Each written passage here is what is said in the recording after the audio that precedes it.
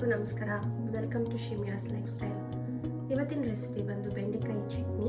ಇದಕ್ಕೆ ಬೆಂಡೆಕಾಯಿ, 2 ಟೊಮೆಟೊ ಹಣ್ಣು, ಹಾಗೆ ಸ್ವಲ್ಪ ಖಾರಕ್ಕೆ ತಕ್ಕಷ್ಟು ಹಸಿಮೆಣಸಿನಕಾಯಿ, ಸ್ವಲ್ಪ ಬೆಳ್ಳುಳ್ಳಿ, ಕರಿಬೇವು. ಇಷ್ಟಿದ್ರೆ ನಾವು ಬೆಂಡೆಕಾಯಿ ಚಟ್ನಿ ಮಾಡ್ಬೋದು. ಬಾಣಲಿಗೆ 2 ಸ್ಪೂನಷ್ಟು ಎಣ್ಣೆ ಹಾಕ್ಕೊಂಡು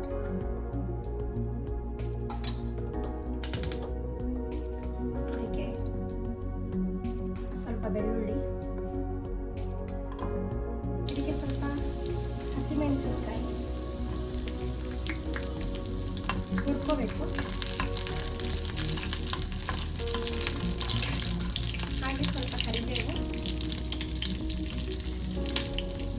ಸ್ವಲ್ಪ ಜೀರಿಗೆ, 1 ಸ್ಪೂನ್ ಅಷ್ಟು ಹಾಕ್ಕೊಂಡು ಸ್ವಲ್ಪ ಹುರ್ಕೊಬೇಕು.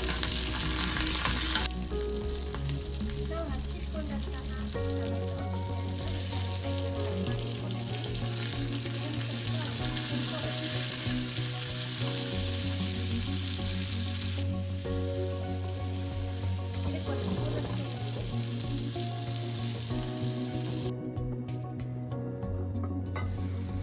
ಟೊಮೆಟೊ ಬೆಂದಿದೆ, ನೀಟಾಗಿ ಫ್ರೈ ಆಗಿದೆ.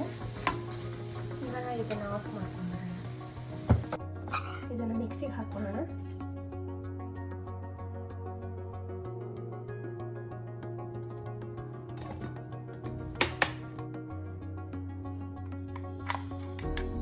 ಈ ಥರ ಹಿಂಗೆ ರುಬ್ಕೋಬೇಕು. ಬೆಂಡೆಕಾಯಿನೂ ಹುರ್ಕೋಬೇಕು. ಇವಾಗ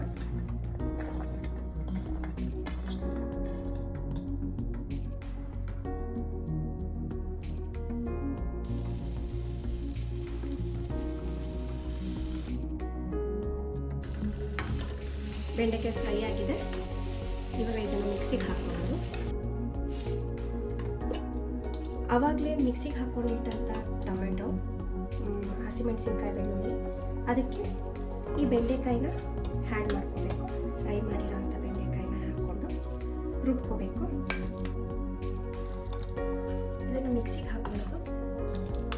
ಫುಲ್ ಫೈನ್ ಪೇಸ್ಟ್ ಮಾಡ್ಕೋಬಾರ್ದು, ಅರ್ಧಂಬರ್ಧ ರುಬ್ಕೊಬಾರ್ಬೇಕು.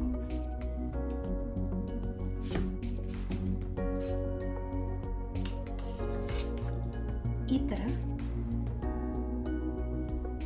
ಚಟ್ನಿಗೆ ಬೆಳ್ಳುಳ್ಳಿ ಒಗ್ಗರಣೆ ಹಾಕಿದ್ರೆ ತುಂಬ ಚೆನ್ನಾಗಿರುತ್ತೆ. ಒಗ್ಗರಣೆಗೆ ಸಾಸಿವೆ, ಸ್ವಲ್ಪ ಜೀರಿಗೆ, ಚೂರು ಕಡಲೆಬೇಳೆ, ಚೂರು ಉದ್ದಿನಬೇಳೆ, ಬೆಳ್ಳುಳ್ಳಿ,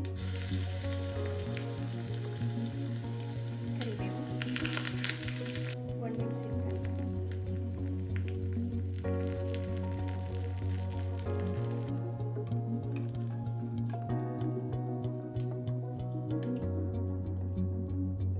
ರುಚಿಯಾದ ಬೆಂಡೆಕಾಯಿ ಚಟ್ನಿ ರೆಡಿ ಇದೆ.